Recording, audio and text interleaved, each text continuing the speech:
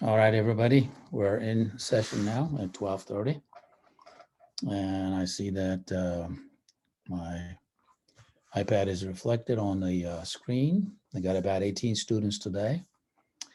Let's see what's going to happen in the next few minutes. We'll decide we have a good volume, so to speak. And then we'll kind of go from there. Just wait a little bit, just a few minutes maybe. Sometimes students take time to get to the Zoom classes. All right. Let me see if I could just do this also. There we go. And that'll probably cause a problem. Let me see if I could just do that. Yeah. All right. So we're about 28 strong, 29. Someone wants to be admitted. Now 30. So the numbers are going up. And let's wait for another minute or two. 31. All right. Let's see where it goes from here. 33, and so on. All right, so we are going to build a solid class today. And so if you remember last time, we began to basically look at this machine, which I call VESP 1.0. And the things that we had to do were related to designing the so-called controller or the sequencer. And again, all of this is related to this very diagram here, which I thought that would be helpful if you keep it in your view, controller and the data path. So we've been generating these commands that are basically written in that direction, several commands, not just one.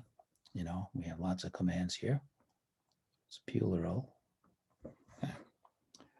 There we go, Yekta, and you're here. And then, you know, it's Aura Kale is also there. I'm just butchering your name, but I hope that everything works out for you, everybody here. And so here's what I'd like to say then, this controller, the data path, all these other things. And so we are writing this controller now as we speak. In fact, we've done basically most of it. And all that was just reliant on this, you know, von Neumann architecture, main idea being fetch, decode, execute, and then fetch, decode, execute, keep doing this. And that's what we did. And we just created this thing called the flip-flop. This is something that you know from your ENEE350 classes. And so then we said, we're going to take this sort of a thing as our primitive state representation device or logic. And then we started to basically fetch, decode, and execute. So we just brought ourselves all the way down to here. And as you can see, we kind of stopped at LDA. LDA is where we sort of like said, okay, let's conclude this LDA instruction. Then we can do something after that when we come back on Thursday. So now LDA has been taken care of. As you can see, the way we took care of it is down here. We took that point D right there, and then we brought it up here. In other words, we're just continuing our process from this point onward. And at that point in time, as you can see what I did, I just copied what was actually supposed to be the operand into MDR, and then basically conditioned my so-called memory address register, MAR, with the address that was sitting inside the instruction register, at the end of which, you know, I waited for a clock cycle for that to happen with the arrow on the left, just simply designating that I want those things to happen. On the right-hand side, I simply pushed what is now my so-called operand into a location whose address was actually given in IR 3 through 15. At this point, I actually have a choice of sorts, but I'm going to exercise my latter choice. Now, what choice do I have? LDA is sort of like halfway through like the next instruction move. So theoretically, I can actually use the same LDA wire here and then create my move out of it. I will save some hardware, not any time, because you know we are going to run these things exclusively. That is, when I'm doing LDA, I'm not doing move. When I'm doing jump, I'm not doing LDA or CMP or add. These are basically instructions that are taken care of, you know, in their own time slots, basically. Okay, if the instruction is one of these 8, that's all I do. So up until this point in time, I actually sort of like spent, if you just look back at where I was before here, I began at Z, transitioning to this place called Q1. I spent 1 clock cycle. Transitioning to this place called Q2 or A, I spent 2 clock cycles. And then transitioning from A to point B, I spent, ultimately 1, 2, 3 clock cycles. And then I said, okay, I'm at point B. I spent another clock cycle to get to C. So all in all, I ended up spending 4 clock cycles to get up here. At this point in time, all these instructions are fair game, meaning that I can execute any one of them and they will have this initial overhead of 4 clock cycles. They all have that same clock cycle, built into their fetch, decode, execution process. So if I opt to go for LDA, I'm going to end up spending 1 more clock cycle here, as you can see. And then, of course, to effect this, there'll be 5th clock cycle when I transition to this point. And then to actually go back to this point, E or Z, I call it E, but Z is actually this place right there, the very beginning. I will have spent 6 clock cycles to get this instruction taken care of. Okay, just count the number of flip-flops, basically like 1, 2, 3, and so on, right? So we actually are at clock, D5, and then add 1 to it. That's the number of clock cycles that you're going to end up basically spending on that particular instruction. Whereas in the case of add instruction and a complement instruction, we actually sort of like we come up to 4, and then in the next clock cycle where I'm going to be affecting the transfer of A plus B to A, or the complement of A to A, I end up going back through this flip-flop right here. And by the time I get here, my instruction is executed. That's how all these things work. It's really easy once you understand the concept. If you don't understand the concept, this is probably the most difficult thing that you've ever seen in your life. Okay. So I think that's why it's critical that you try to understand the concept, not so much the mechanics of it. I'm not saying that mechanics of it is not important. It is important. But if you miss this clock transitions, I think you will never be able to get this, I guess, digested. Let's call for lack of a better term. Okay, All right. Sorry. I have a question. Yeah, you got to get a little closer to the microphone, because if I don't hear people, yeah, go ahead. So, this flip-flop 5, it's only for the load. This is only for the load, yes. Okay, and the whole thing, you said it takes 6 flip-flops, but we only drove 5 flip-flops. There's another flip-flop that's going to have to be, we have to go travel through at the beginning. In other words, we have to, when we get to this point, we are at the beginning of, let's just count this one more time, sorry. Let's see exactly what it is. Okay, so one more time, and I'll just do it one more time only, okay? Just pay attention, please. So I go from Z to call it Q1, that's 1 clock cycle. From Q1 to Q2, 2 clock cycles. From Q2 to Q3, 3 clock cycles. From Q3 to Q4, 4 clock cycles. In the case of LDA, from Q4 to the point D to Q5, 5 clock cycles. When I get up here, I already spent 5 clock cycles when I get up here. Yeah. Okay. Now I have to do this. I must do this. It takes a clock cycle to do. I haven't done that yet. I requested it. Oh, okay. So it's 6 clock cycles. All right, everybody. I will not repeat this again, but I hope that you all understood it. Okay. And you do the same thing for all the other things that we're going to do. Okay. Now let's just continue with what I want to do next. So I said that it doesn't matter if I actually take advantage of this LDA instruction, which will take me partway through the execution or, execution, I guess, at this point in time of the so-called move instruction, but I'm not going to use the LDA instruction because it's going to complicate the diagram. Instead, I'm just going to take this very wire. Let me just, put this in red so that, we're not mixing things up here too much. I'm going to take this wire here and I'm going to end it with the move. Okay. I used everything all the way up to E. I'm going to call this point F. Okay. So now I'm at F, and that instruction is move. You notice that I use the end gates in order to make sure that I happen to be at point C in order to execute an instruction. I don't want to just simply look at the outputs of the decoder and then do it at any point in time. This is a timing problem. I'm trying to time things. So I got to be at point C in order to be able to do this.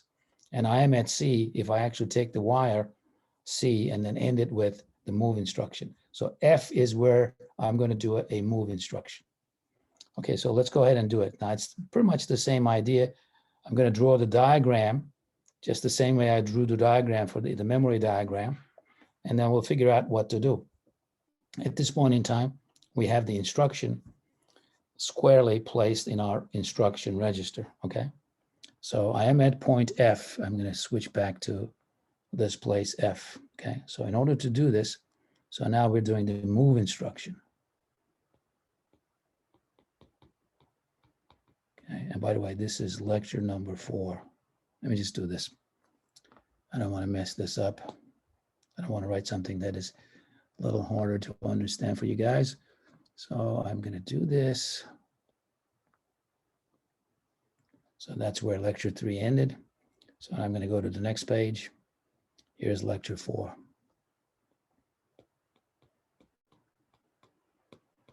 And now we're going to do the move instruction. Okay, so the idea is, this is similar to a load instruction, but it is different. What is the difference? The difference is here. When I have a move instruction,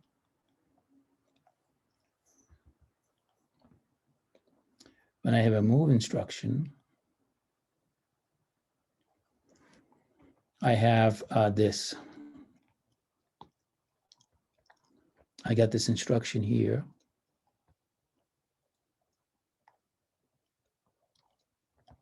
Okay, sorry about that. So whereas in the load instruction, this was actually, second piece was an operand, now it's an address.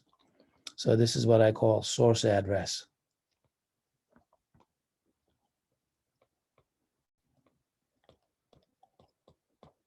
And this still happens to be these 13 bits here. Destination address.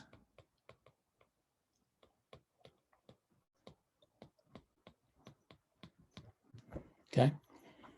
And what is this? At this point in time, the value of this is equal to 0,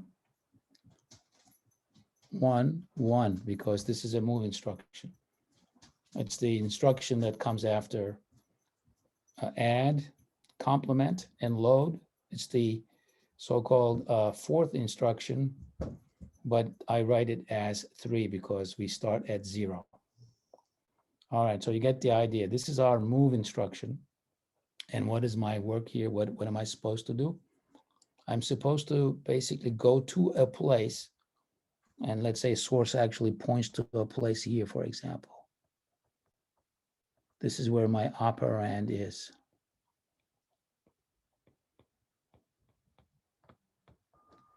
So I have to take this thing that I actually take out of the next 16 bits of my instruction, which is this thing here.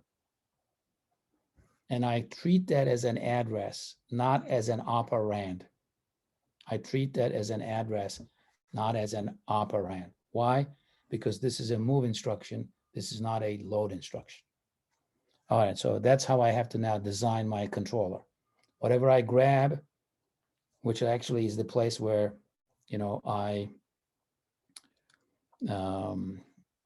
I would be taking this from. Let me just I remember something quickly. One thing that I didn't do, which I should, by the way, do always, at this point in time, I could do this in either place. And I want to maybe write it here. Okay, so you add this to your program too. I want to increment the program counter by 1 here. Let me just add this also in red so that it's something that I added here. Okay, does anybody know why I do this?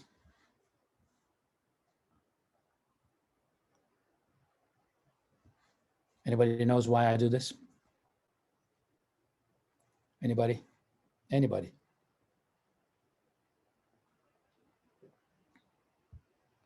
where was my program counter looking at when I actually, go back to here. Here's a place where I incremented my program counter, correct? And what did that do? That made me look at the operand in the case of load instruction. Operand was in the place that was right below the instruction, 3 bits and 13 bits underneath, where PC plus 1 now points to. That's where I had this. I think my Java program is killing this. Let me just turn this off. There we go. All right, so the program counter was incremented in here to point to the address, operand in the load instruction. But now that I've used that location, I want to go to the next instruction. If I don't increment the program counter one more time, as I should do here, or somewhere earlier, even here, like even here, I could have done that, or there, it doesn't matter. I would be keeping my the program counter looking at so-called the operand of the load instruction when I want to do something the next time. I can't do that. I got to increment the program counter by 1, and that's what I did. You see that I didn't increment that program counter anywhere else because I don't know up until I get to this point of load or move. Move has the same thing. These two instructions here will both require me to increment the program counter by 1. So basically, after we executed the load, so that we can actually execute the other instruction, which is the move. That's why we had to like increment. It doesn't have to be move. It could be add or complement or some other thing right after. I don't know what it is, but I have to go to the next place. Say it again. I was just saying, like regarding our situation right now. That's just. Well, no, I'm not doing these things like like I have to do a move after a load. There's no such requirement. But if you want to, give it an example illustration, yes, that is true. That if I were to execute a move instruction, I would not have been doing that had I not incremented program counter by 1. Thank you. If that's what you're saying, yes, that is so true. But it doesn't have to be a move instruction. Whatever instruction comes after the load instruction, I have to point to it. And the only way I can do that is if I increment the program counter a second time, because I've got 2 things in the case of load instructions that I have to kind of, hump over or just go over. That's why I'm doing this. All right, just don't, remind me if I forget this in the next instruction, because I will also have to do this in the move instruction. I don't have to do it anywhere else. These 2 instructions require me to do this. All right, so let's go and take a look at this now. So this is where I am. And when I first grab that thing, which sits underneath that instruction, the first 16 bits, I don't get an operand, I just get an address. So I have to put that back into so-called the MAR register and then go from there. So let's just start now doing what I just said. So I call this point here F. I'm just going to now put this F here, okay? So here I am at point F, okay?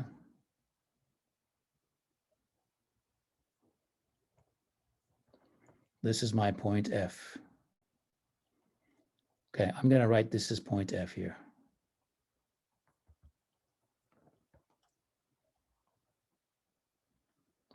Now, if you just look back at here, all I had here was, right, what does it F say? Just do a move instruction. Basically, I am ready to do a move instruction, okay? Now, I'm not going to draw, and I will draw an arrow, but this is like somewhat symbolic, not so much physical. I'll just write this in English, okay? Start doing MOV. Just start doing that, okay? Just like over here, but I actually were at point D. I want to be able to do this. Now, of course, at point D, I had, I had to do something there. Let me just write that. Okay. So just like I did over there, what I would like to do at this point in time, I'm just going to write this now in parentheses. Okay. I've got this thing called MDR, let's see what I did over here prior to coming here. So when I get to this point, at point so-called C, I was going to decode the instruction. And in order to do that, I already had my MDR in IR. So I'm going to copy that, okay? I'm going to copy that, whatever is in MDR, okay? I already actually had that. Just take a look at it one more time, okay? So I got this sort of called the IR contain my instruction. And I know that my PC is pointing to the next location, just like what I did over here, right? Let me just check something here. I don't want to miss something here.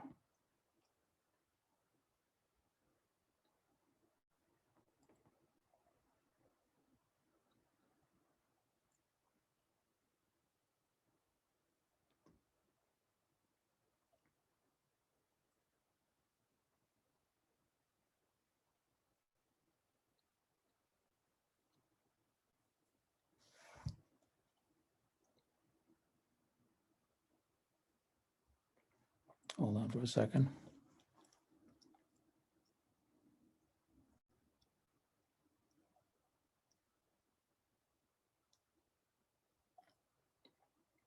There you go.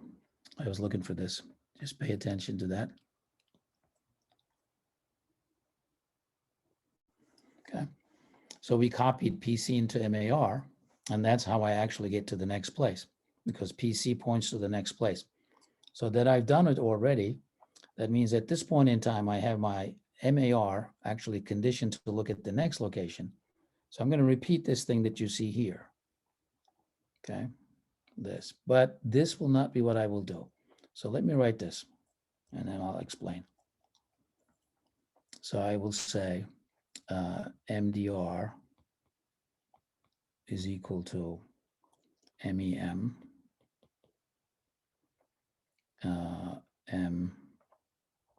MAR, and then I say read equals 1. Okay, so that's how I start my move instruction.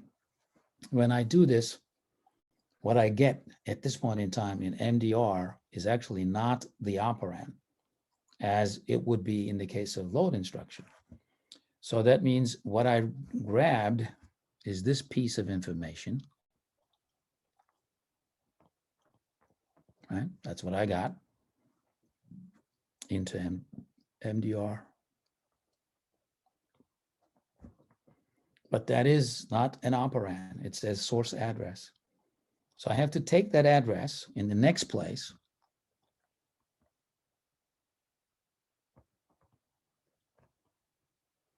Okay. And I have to copy that into MAR.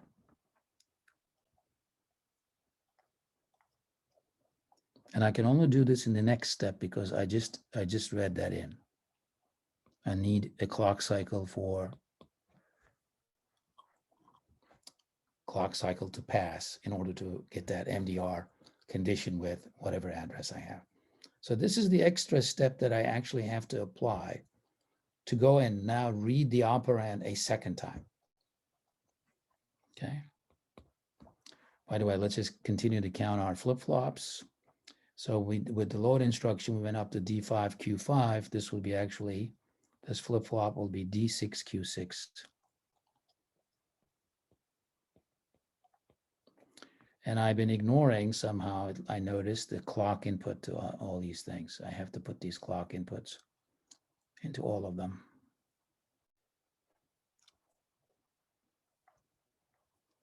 Every one of them has a clock input. So are you skipping a flip-flop? I'm not skipping a flip-flop, no. So if you go down to flip-flop 5, you said that there's one more that you squared. A D5, yes. Oh, there's one more? Didn't you say there's no go up? There's D5, Q5. What is Yeah, what, right what there, else? FF5. Okay, D5, Q5, yeah. Didn't you say that MEM,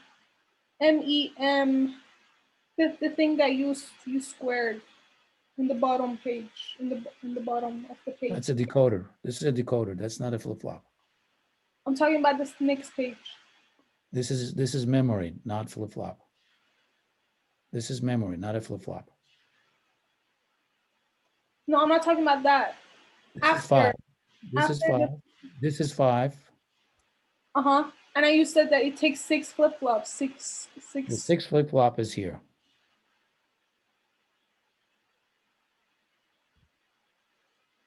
Its name of it is Q1, D1, Q1. I have to go through that. So it repeats the 6th one. Yeah. That's okay. Yeah. So this is 6 as I wrote it. Okay. This is my 6th flip-flop. I was counting the timing. That's not equal to the number of flip-flops that I went over. I have to go back one more time through the first flip-flop to complete that transfer. All right, so now at this point in time, and there's a clock also here. They're all connected to the same clock generator.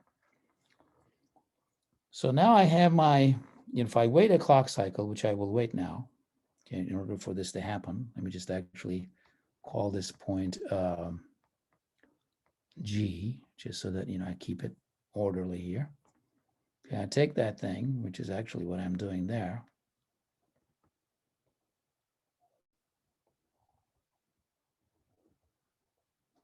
Okay, so now I'm at point G, which I've just done that thing, which is actually can connect them if you want. Okay, so this is the same thing, just same thing here, but this is point G. And this is D7, Q7. And here I am. So here's a clock input. So what I do here is, now that I've got my MAR contain my address, I go grab this thing, which I call my operand, because the address that I just, moved into MAR is already matured into MAR. So I do a read, which is this, okay? MDR, MDR that is. MEM, MAR, and then read is equal to 1. So at this point in time, I actually do have my operand in MDR. And I never moved my instructions address, destination address so-called, that's still sitting in the instruction. So I might as well, at this point in time, copy that into MAR, okay? I couldn't do it earlier because I was using MAR to get into the memory to actually extract this operand from a location, but now I have to do this also. MAR is equal to IR 3 through 15. Okay, so I've got that taken care of. So let's call this point H. That is G. This is also G. I go to the next place, which will be my H. Professor? Yeah. I have a quick question about that last set of lines. So Yeah. you're able to update MAR on the same clock cycle that you're Exactly. reading from MAR. Is there no concern that there's going to be No concern, some sort no of... concern whatsoever, because you learn in ENEE350, when you have a flip-flop, you actually change its input at the beginning. And that change doesn't happen until you get to the end of the clock. Rising and falling edge, falling edge. Oh, I understand. Okay, thank you. That's exactly what's happening here. So the MAR that you see here is not the same MAR that you're going to see here. This happens at the end of the clock. Beginning of clock is when you sample it. Beginning. Put 2 N's in there. I cannot fit it in there. MAR. Ending MAR, meaning that they are not the same. I think that was a good question, Gabe, but like I explained, okay? Did you follow that? Yep, that's perfect. Thank you. Thank you, you're welcome. All right, now let's just do this one other one.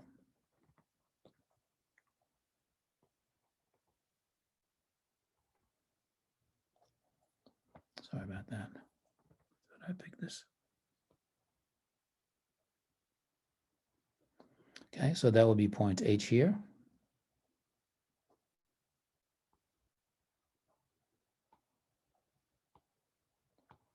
And this will be our D8, Q8.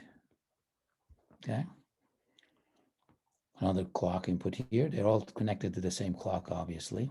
And so now that I've actually conditioned the MAR with the address and then the MDR with the operand, all I have to do is just complete this by doing it right, which will be MEM and MAR. And then right is equal to 1. And of course, one thing that I said I should not forget to do was, if anybody remembers it still, I have PC equals PC plus 1. all right, there you go. So let me just write that also here.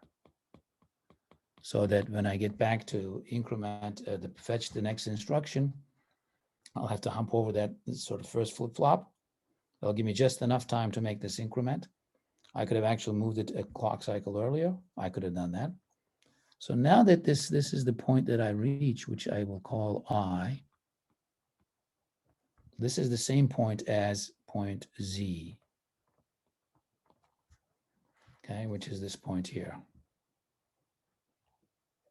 the very beginning, right there, Z. Everything goes back to Z. You remember this diagram, right? Fetch, decode, execute, go back, go back. Fetch, decode, execute, go back. Fetch, decode, execute, go back. That's what we're doing here. Okay, that's all we're doing. We're just simply taking this mega diagram, which doesn't tell us how we do it. We implement it, and I talked about what implementation means in one of the classes earlier. We're implementing this loop, infinite loop, by this sequence of flip-flops, transitions. Okay, so I think we've done everything except the last 4 instructions. So let's go back to the decoder area one more time. Okay, which is up here. Now we got these 4 instructions. Okay. I'm going to draw this, 3x8 decoder one more time, not to crowd up this section. So you will see what I will do, at that point in time. I will also pick up that point C. Okay. So let me go and draw that decoder one more time, and I'll explain to you what those remaining instructions require us to do for them. Okay. So all we have left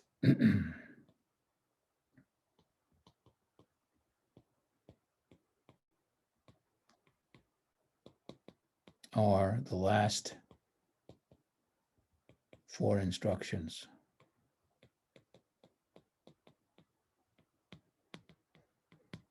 Okay, so we're going to do those 4 instructions now.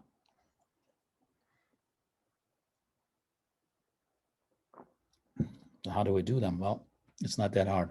Let's just first of all draw the decoder.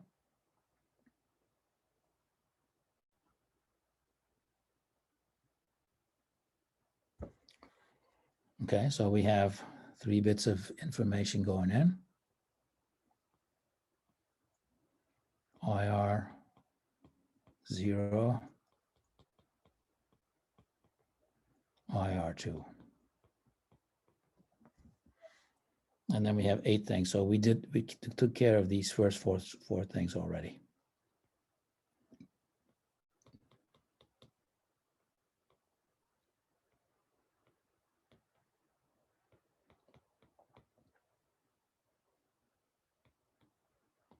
We took care of those, we've done those already. So now we're going to do the remaining 4. And we have this thing called C. We need that C in here. Okay, so here we are. We got, let's say, jump. Jump if 0. Jump if positive.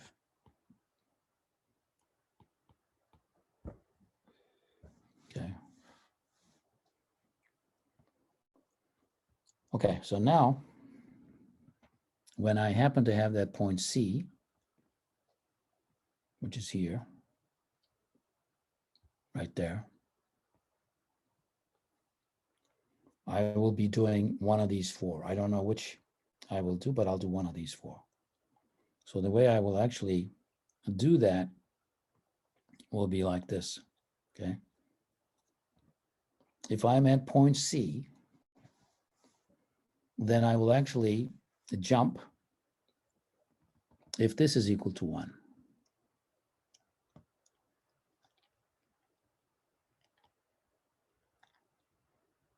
Okay?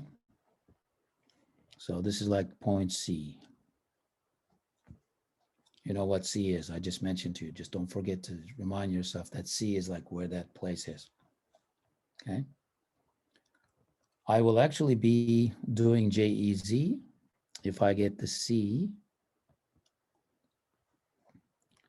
And if I have this also, but there's one more condition that I have to attach to this. And what is that condition? That A must be equal to 0. So that means I'm going to push the 0 flag here. That something unfortunate happened. I call that place Z. This is also Z, so it's just terrible. Okay, I should go back and change that place called Z. I just didn't realize until, until I should have thought a little better. So this is maybe like not Z, but the reason I put this Z because I thought I would go all the way up to the letter before Z. So I will just simply replace this by omega or W. Okay. All right, call it that. Okay. So now let's just make these changes.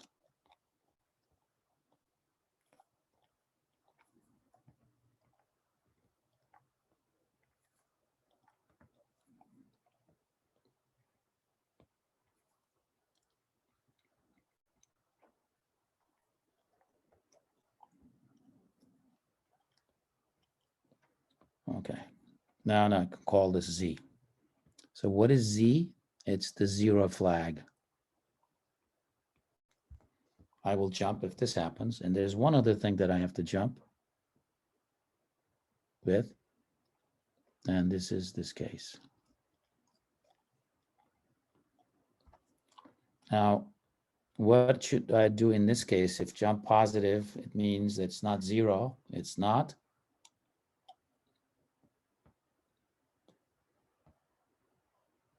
It's not 0. It is not negative, right? And how do I test it?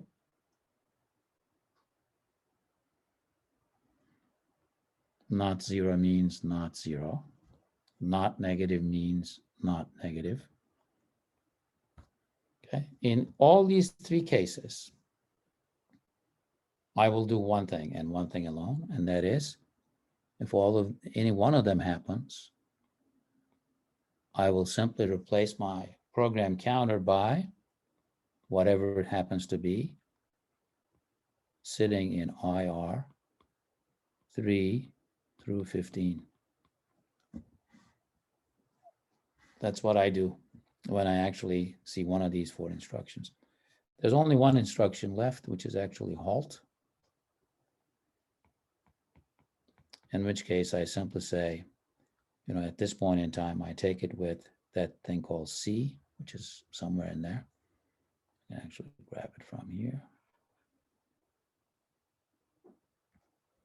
And then when this happens, when this output is, decoder output is 1, I simply say reset equals 1. These also I go back to now. Where do I go back from here, Yekta? PC equals PC plus 1. Right, so J, I call this J. I call this K. I just call the last one I, so JK. I'm going to go to W. Okay, so I go back to the beginning. Again, it'll take, for example, a clock cycle for this PC to be loaded from the instructions address portion. And this is our 3 by, yes. Could you please, I don't understand what the sign is for it to be not negative. So sign is like a bit when it is actually equal to 1, that means the number in A is negative. Okay, For so something to be positive, I don't want it to be negative, or I don't want it to be 0. That's not S, not Z. Okay. And of course, I have to do this when I'm checking for positive. I will only use the 0 bit when I'm doing the JEZ. And I don't use any bit when I'm actually jumping all the time. There's an all condition on the jump. That's how you see those gates sort of like shape up. So this really completes our representation, if you like, of our so-called VESP 1.0 machine. We actually created it already. Now, I think it was last semester, if I'm not mistaken, one of the students created this beautiful diagram, which looks a lot better than this. It looks like a real circuit. And I ended up basically sharing it with class. Give me 1 or 2 minutes. If I could go back early, I have to check my email. Actually, it's probably also on Elms. I'll just share that with you because you can see how this elongated process led to something very clean in the end, because you can always clean this up yourself. The purpose of doing this in sort of slow motion and deliberately is to not have you stare at some completed diagram and try to figure out each and in every case, how we got there. But let me quickly, look at my email to see if I could actually push it back to the beginning of the semester there in the spring, in the fall, actually, not spring now. So it has to be timing wise. I just have to look at my UMD email. I assume this will have to happen. This would have happened early on. I may not find this, but let me just actually search for something. There we go. like May of 2019. Yeah, I couldn't do it that way. I know you're trying to help me with this, but the way I do that is the good old, fashioned method, which is to sort of like figure out, around what time this would have actually come to me. And I guess, normally we begin around September 1st or so. So it must have been in maybe like the first week or two of September. And I'm just targeting that very area there. If I could see that diagram, I think you'll probably like it a lot. One of the students sort of creative enough to do that for class and for himself, of course, in the first place. But you can do this yourself. I think you use some kind of a circuit drawing diagram on the web. Those things exist out there. You probably took some classes that actually made you use one of those tools. But he did, he designed it, and he can actually test it at that point also. Let me see. Okay. I'm almost there. There we go. This may be the person. Not quite. No. So this is, I'm just seeing a bunch of homework solutions here.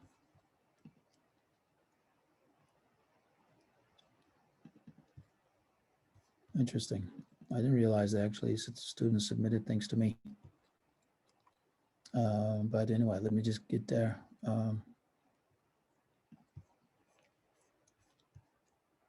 Okay. 9:16, maybe it's earlier than this.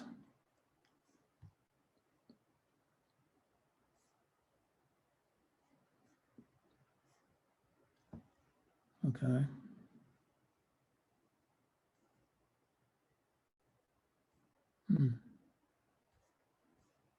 I'm sure it's here somewhere. Like that's been. Oh, this is still too late, maybe in the. Okay, let's go back a little more.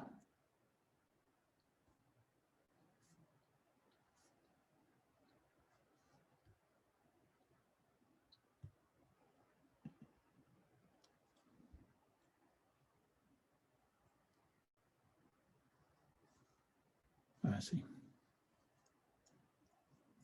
Well, that's just I don't see it right off the top of my.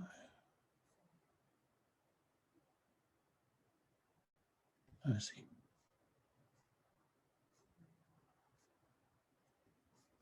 I don't know when this would have actually happened. I'll find it. I think it may actually be on. It could be a little easier to find it on Elms. But I'll dig it and I'll just send it to you. All right. I don't want to waste a lot of your time here. So let's move on to something different. So I just fired up my code, not code appeal, but I fired up my VESP architecture using Xcode just moments ago before coming to class.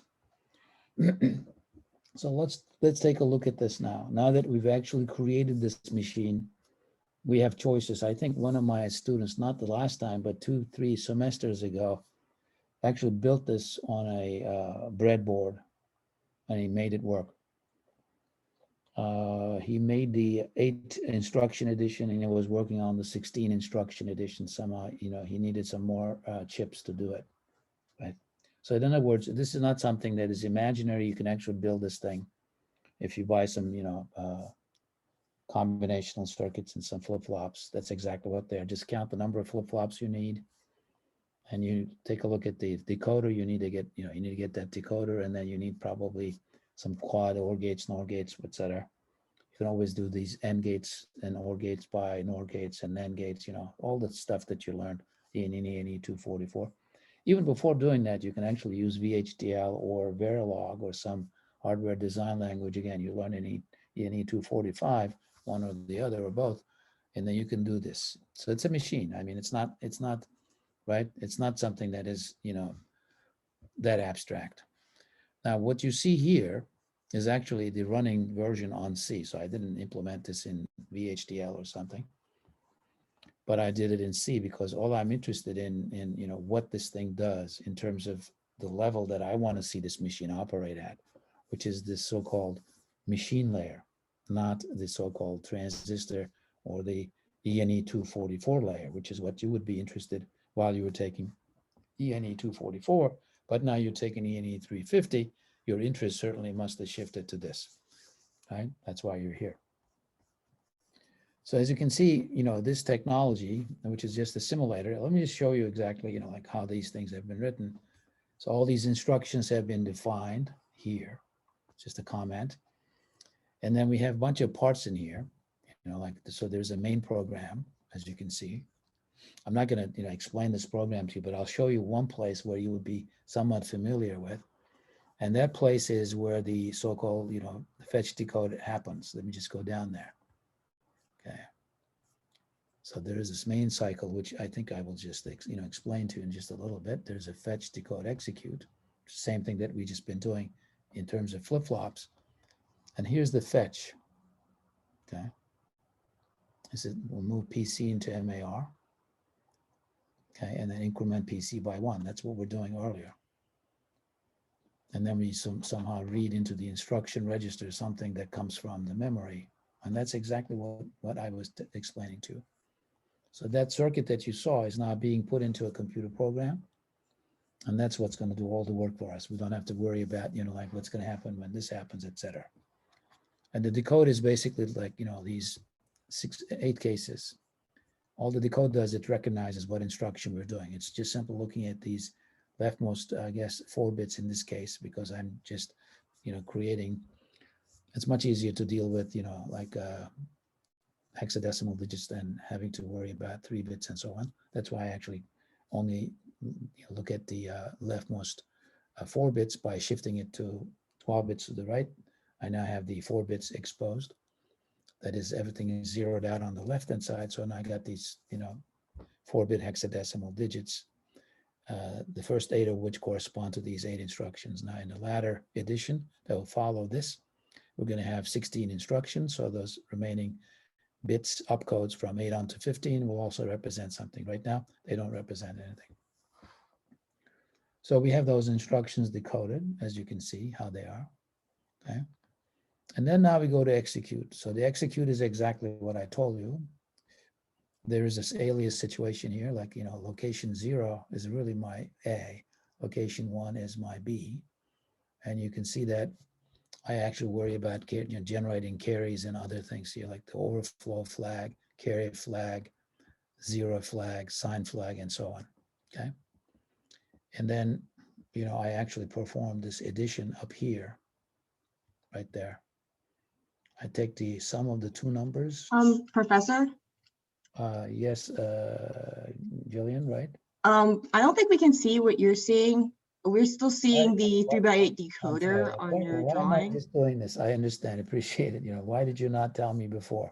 I just noticed. Yeah, I'm talking to myself all this time. The last 10 minutes, I wasted your time. All right, let's get back to square one. I thought you were talking about the notes.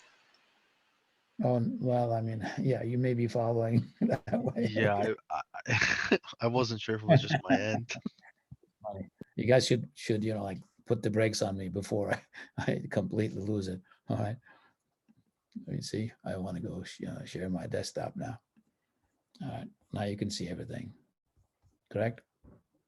Yes, now I can see. All right, I was just talking about this. All right. And I thought that you were saying this all along. Okay.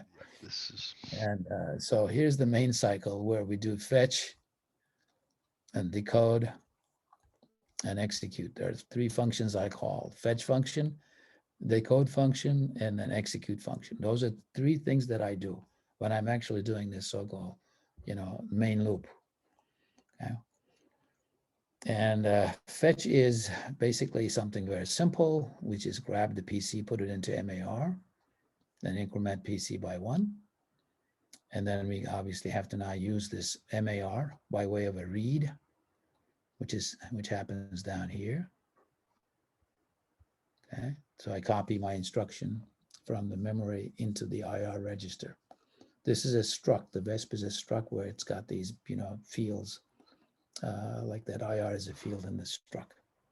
Okay, and then I decode. Decoding means that I actually have 8 instructions in this case. I simply take a look at the leftmost 4 bits by shifting them by 12 bits to the right and zeroing out all the bits on the left-hand side so that I get to basically have 0, 1, all the way up to 7, which are those 8 instructions that we talked about. And then the execute comes.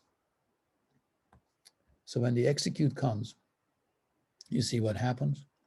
The first instruction, case 0, when all the bits are 0, is the add instruction. So I take A, which is our location 0, add it to B, which is our location 1, and then put it into temp.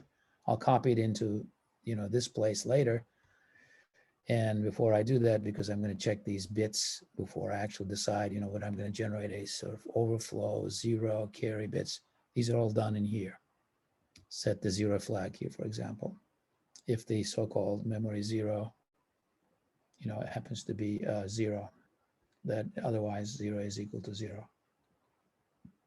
I think by this time, as you notice, I copied temp into A, which is location 0. So I can test to see if it's equal to 0. Before that, I had to use this temp together with the actual bits, actual values in 0 and 1, which are basically A and B registers of ours. And then once I took care of these, overflow and then the carry situation, I can now set this temp into, memory 0, that is, push it in there. So now I have completed the instruction. Case 1 is even simpler. I just complement what is in A, put it back into A. Load is what you just saw we do. Basically, we just take what is in location, I guess,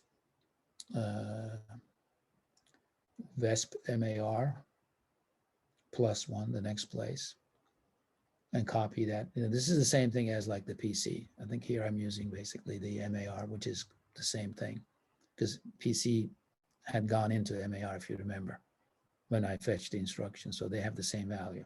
I could have used MAR as opposed to PC.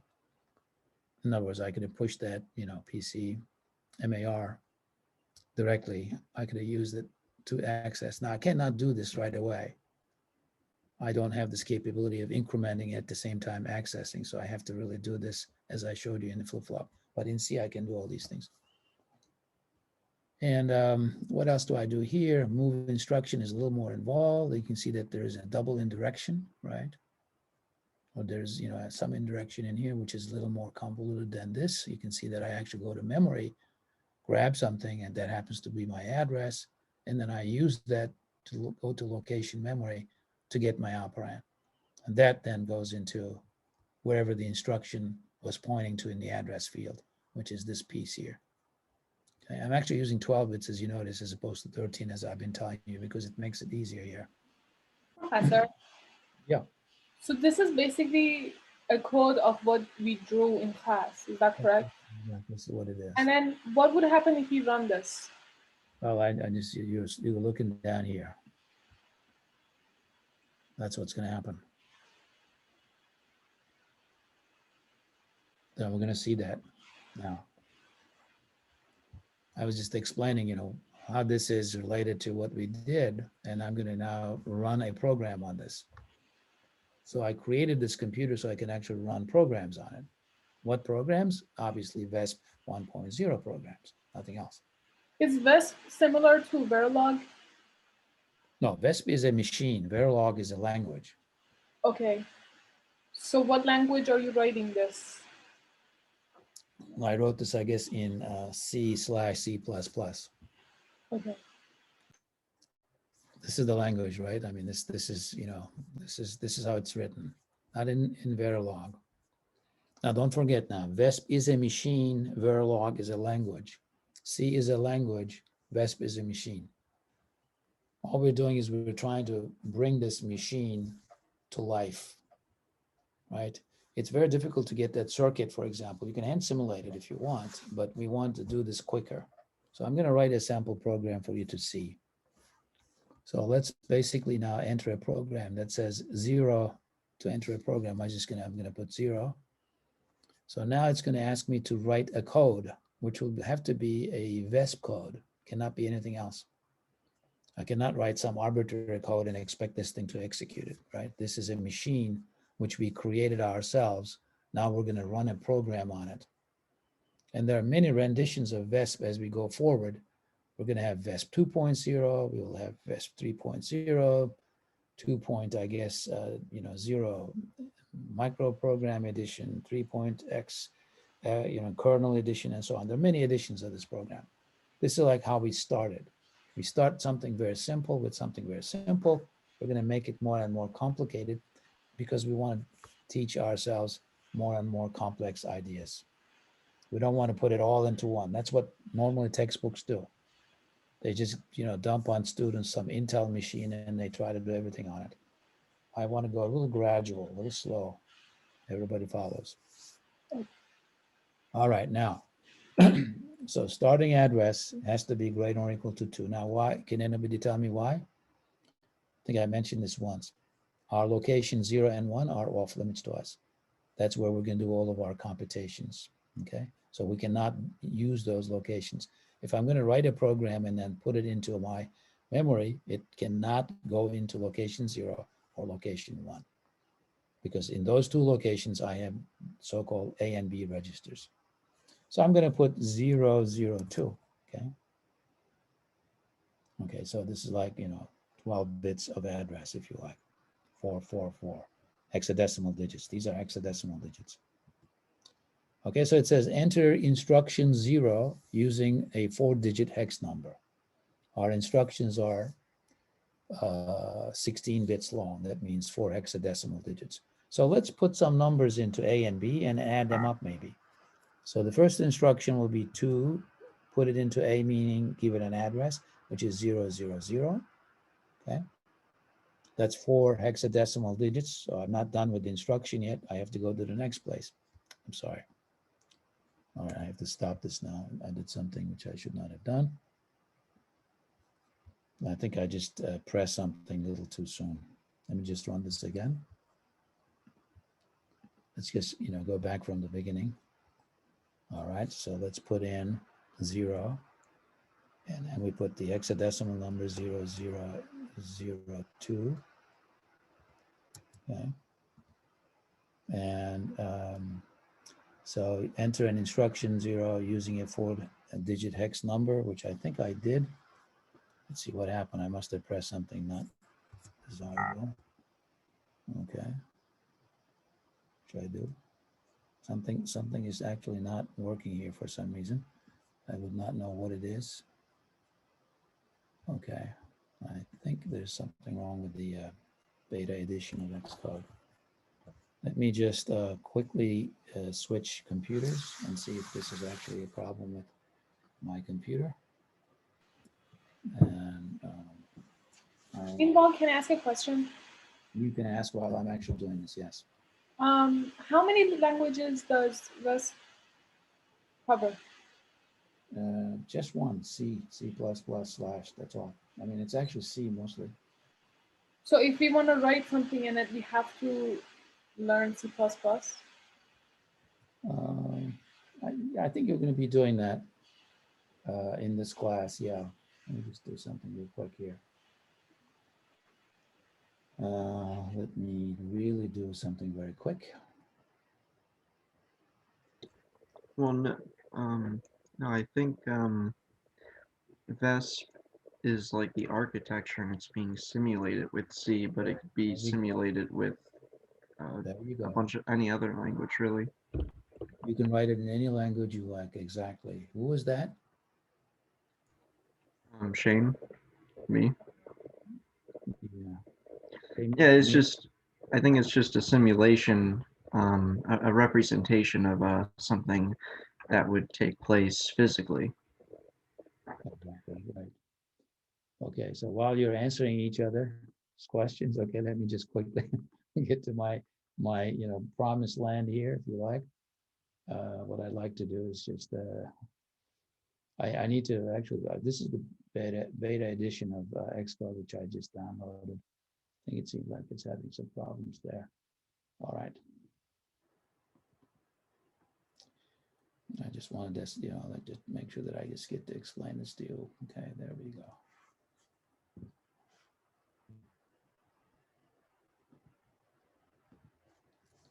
Okay.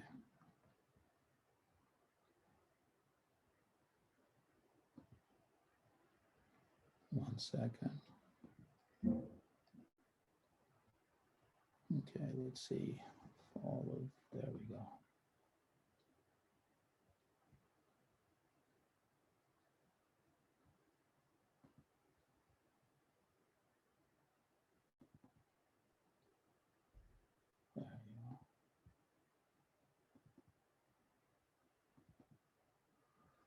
Okay. Let me just quickly run this to see what happens. Okay, let me just share this screen with you. I think the way I do that, I'll have to log into this myself. Zoom, let's see how I do it. Give me 1 second.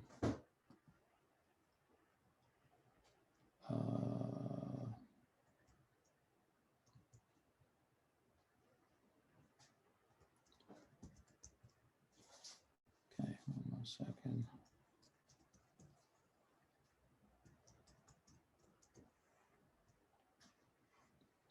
All right, now let's see.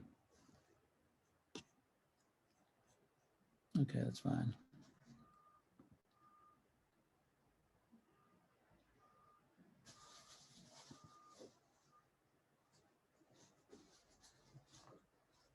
All right, am I there by any chance, by the way?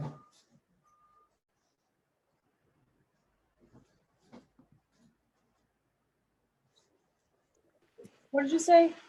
Wait, where? Yeah, like on Zoom on the other machine. Yeah, I think I just see Xcode still. You're sharing the same page that you was sharing before. Let me see. I do see the students here on my other machine, so I'm going to stop sharing this one. Oh, what is this? So I'm sharing something. So you actually see, do you see a bunch of code in there? Like, decode cycle, execute cycle, and so on? Yes. Okay, good. So now I would like to, okay, that's actually my screen now. What exactly is that? Things have been a little bit, this is, what machine is this? Let me just stop sharing this for a second. Did I just run this code? No, I don't think I did run it, did I? Yeah, I think you accidentally ran it. That's why you tried to reset VESP. Oh. Huh. Interesting that, you know, like it seems to have run something, but I don't know why it put this stuff in front of it. Let me just share screen, if I could share my, okay, there we go. I'm not sharing my other computer screen, is that true? Okay, so this is my other computer screen. Do you see that? Right, you see it, correct? All right, so let's just try this. I know my image may have, you know, moved around here. I don't know where I'm now.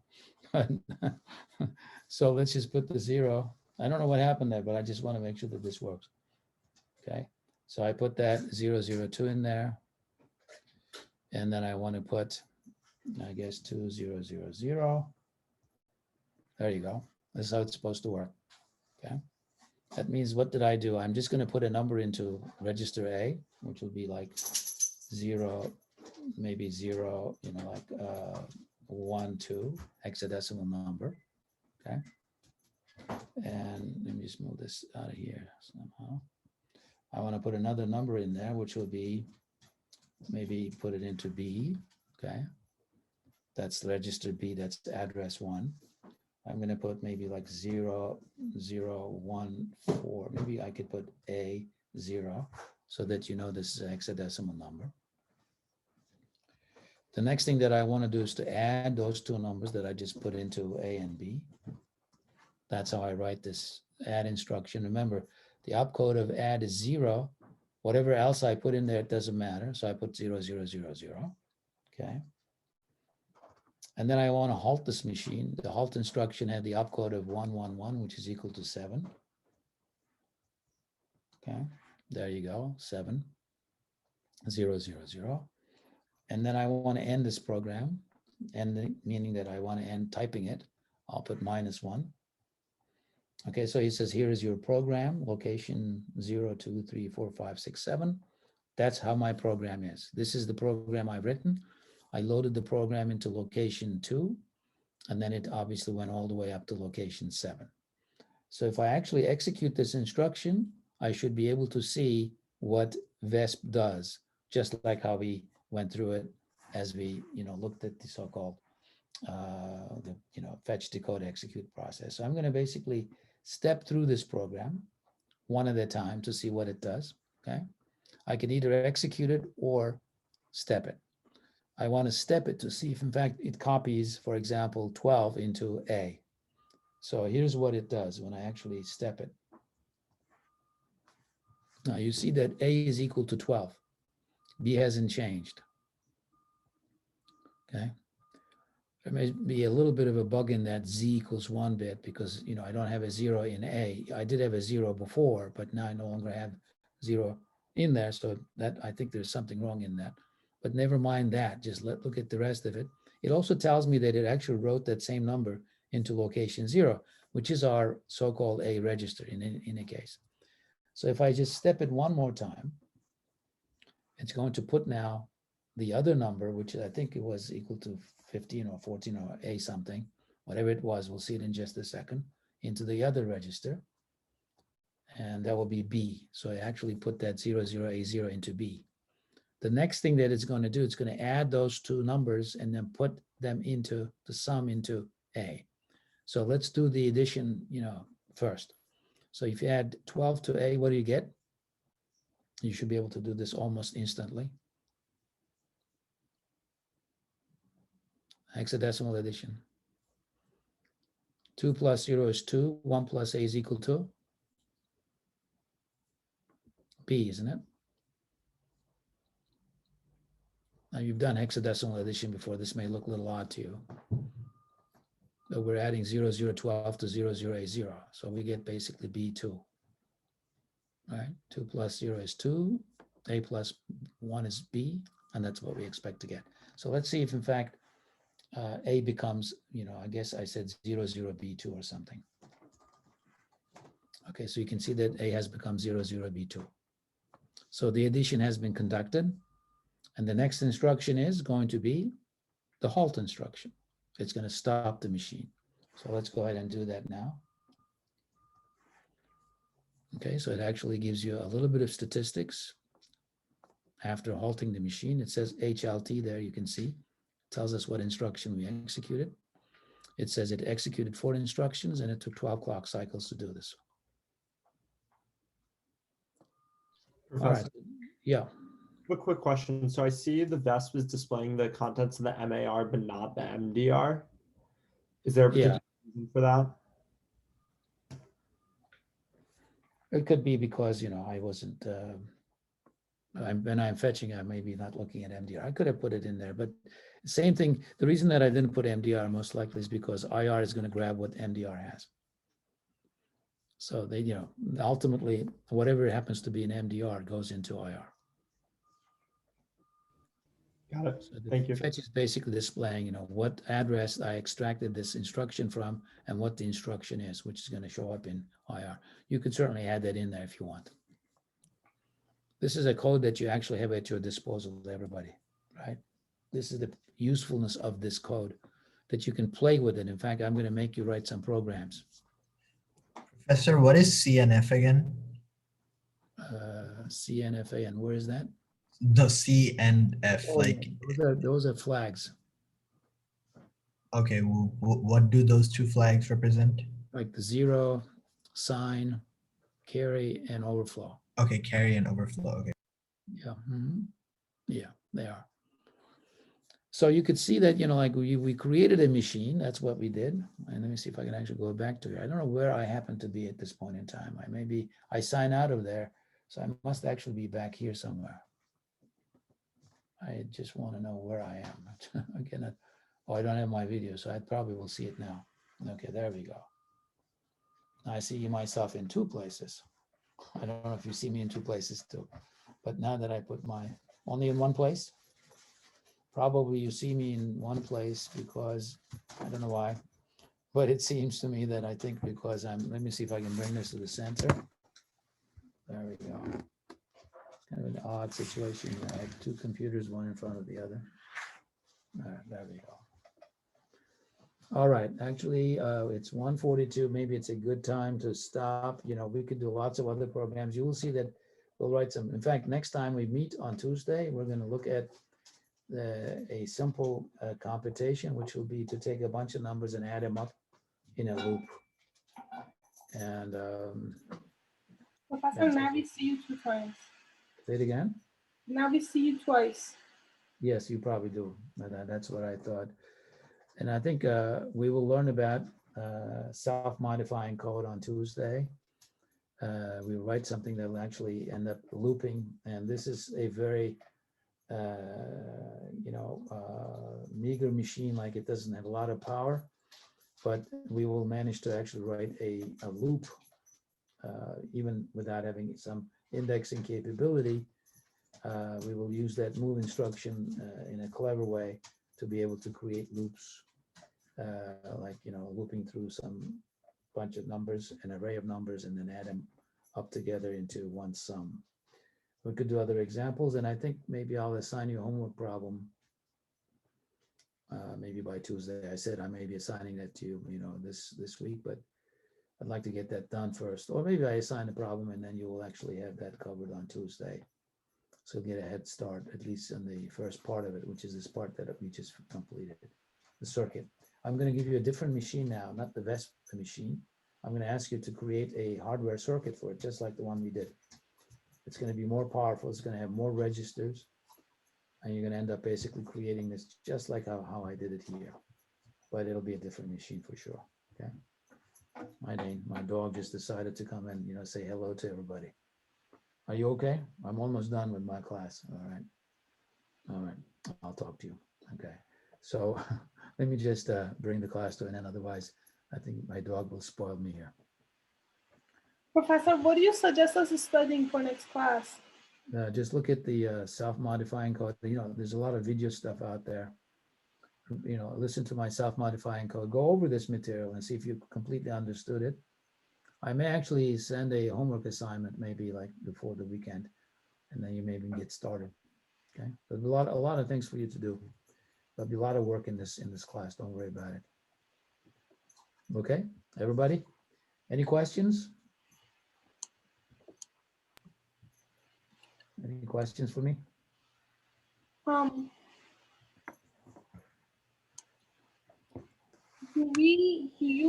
So I noticed that you put screenshots of your last semester's lecture notes. Yeah, I will do that. I'll do that. I've been promising that. I just waited for 4 classes to pass. To Dane, go, come on, go. There we go. Come on. My Dane is just attached to me at this point in time. Yeah, so I will email those to you. Okay. I'm technically out of class. I guess my dog is saying you're done with class. Why are you still stuck in your class? Okay. All right, everybody. I just have to bring the class to an end, but there is a discussion section, right? And then you go to your discussion classes, and please raise all your other questions. I think, if Shaman is in class, I'd like to ask him to maybe do some examples, programming examples. I'll try to, yeah. Are you there, Shaman? Yeah, I'm here. Wonderful. Yeah, just do some examples with, on the programming wise. And if students have any questions about the hardware design, try to answer those. I'm sure you will do a superb job. And I will fix my other computer's Xcode to see. I think the beta edition doesn't seem to work well. I just have to figure that out. And then next time I'll use my normal computer as I've been using.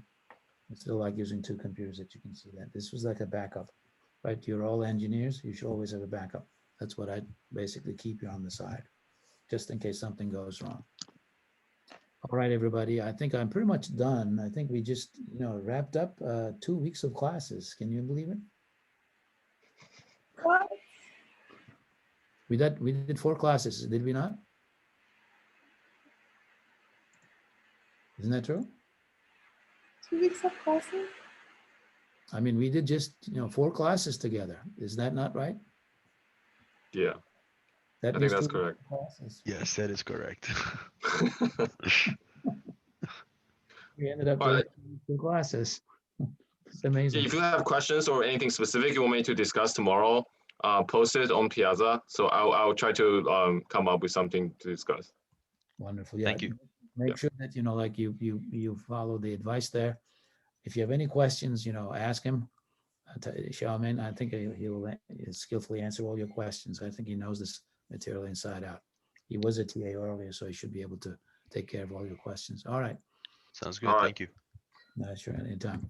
Okay, so I think we're all set. We're going to see you on Tuesday, and have a great weekend. Don't get COVID if you can avoid it. Okay. And enjoy all your great meals in the evenings and, during the lunchtime. We just get past this. I'm going to have some big feast in the evening, trying to lose some weight as much as I could. Sometimes it's hard. Professor, show us your dog next time. My dog was like, hey, Dane, come on up. Dane, come on up. One of my students wants to see you. Come on up. Come on. There he is. You want to see him? I guess this shows it right there. Dane, here's my dog. Dane, look up right there. He's really happy about being in my class. He's a smart dog. He's about 10 plus years old. Right, Dane? You're good. You're saying, you want something. We want to go out, or you want some treat, something. I'll take care of him. Don't worry about him. Okay? I'll see you guys. I have to go. All right. Take care. Thank you, Professor. Bye-bye. All right. I'll take care of you. All right. There's other people in the house. Why don't you ask them? Okay. All right. I'll take care of you. All right. I'll do it. You're okay. What do you want? What do you need? Okay, I have to end this here too, I guess.